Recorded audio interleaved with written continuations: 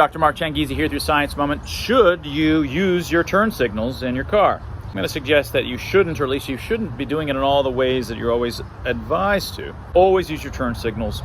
Just do it reflexively as a matter of habit so that you just do it, period, independent of whether there's anybody around you.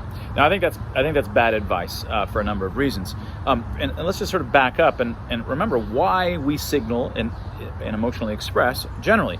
When we signal and we emotionally express, it evolved as a way of communicating to some other particular person. My emotional signal is to somebody, right? It is not outwards just whether there's nobody around. If I'm sitting here by myself and I'm feeling angry, I don't show anger. I don't usually show anger. I show anger to somebody.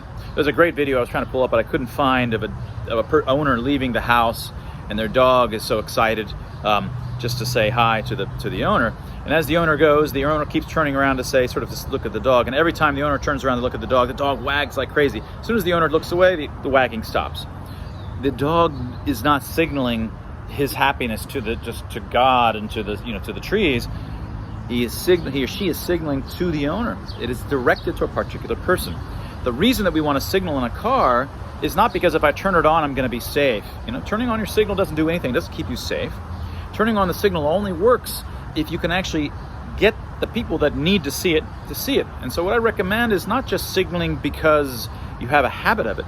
My recommendation is that at all times you know where everybody is around you. And especially if you're thinking about changing lanes, then you better damned well know where the heck everybody is. And if once you determine where everybody is around you, some of those people, they need to know that you're going to change. You need to signal those people. You don't need to signal the guy that's far in front of you or the girl who's really far behind. You need to signal there's certain folks, maybe the person 2 lanes over that might come to your lane, for example. You may not need to signal that person.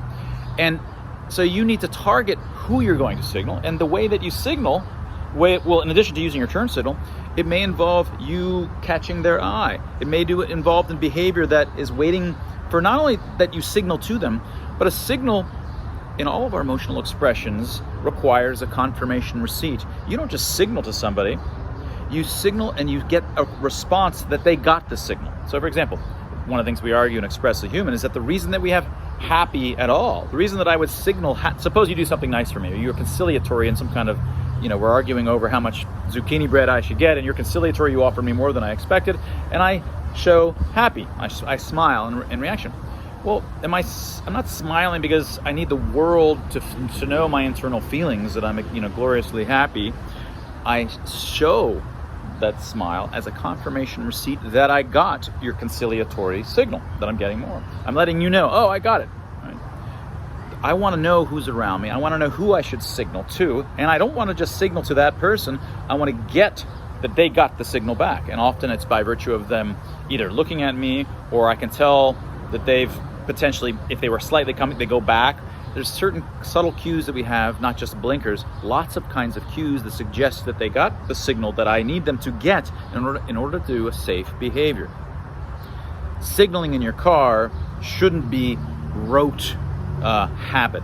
It should be because you have a particular plan about who you want to signal, what the reason is for why you want to signal, and then you need to wait to see whether you have evidence that they received it, some kind of evidence that makes sense to you, that, okay, I think they got it, now it's safe to move.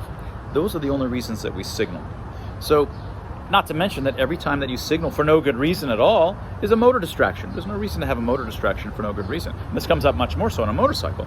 A motorcycle, just, left and right turns, it's a little bit more annoying, a little bit more twitchy. And if you're going at 80 miles per hour in the middle of traffic, I don't want to signal anybody unless they need to know. And I'm not going to signal them until I need to do that, and then I'm not going to do what I need to do until I see that they got the signal, or I'm pretty damn sure.